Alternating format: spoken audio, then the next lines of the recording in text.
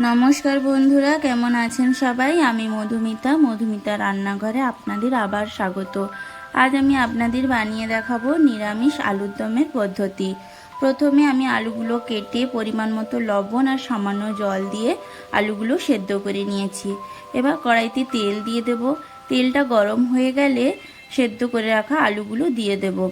এবার পরিমাণ মতো লবণ আর হলুদ গুঁড়ো দিয়ে আলুগুলো ভালো করে ভেজে নেব। আলুগুলো ভালো করে ভাজা হয়ে গেলে তুলে নেব। এবার কড়াইতে তেল দিয়ে তেলটা গরম হয়ে গেলে গোটা জিরে ফোড়ন দিয়ে দেব। এবার আদা বাটা দিয়ে দেব।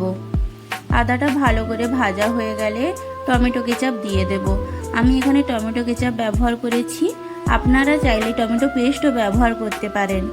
এবার হলুদ গুঁড়ো, লঙ্কা গুঁড়ো আর সামান্য জল দিয়ে মশলাটা ভালো করে কষিয়ে নেব।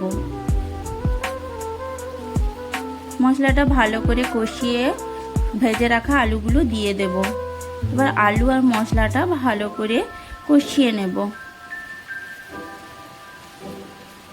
আলুটা ভালো করে কষানো হয়ে গেলে কাজু বাদাম আর পোস্ত বাটা দিয়ে দেব।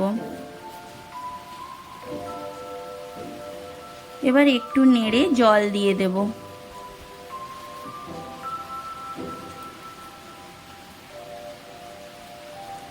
পরিমাণ মতো চিনি দিয়ে দেব। এবার একটু নেড়ে নামিয়ে নিয়ে পরোটা অথবা লুচির সাথে পরিবেশন করুন এই নিরামিষ আলুর দম। নিরামিষ দিনে এই রকম আলুর দম আপনারা বাড়িতে একবার ট্রাই করতে পারেন। এই রকম আরও ভিডিও পেতে আমার চ্যানেলটা সাবস্ক্রাইব করে দেবেন। আমার এই রান্নাটা কেমন লাগলো অবশ্যই কমেন্টে জানাবেন।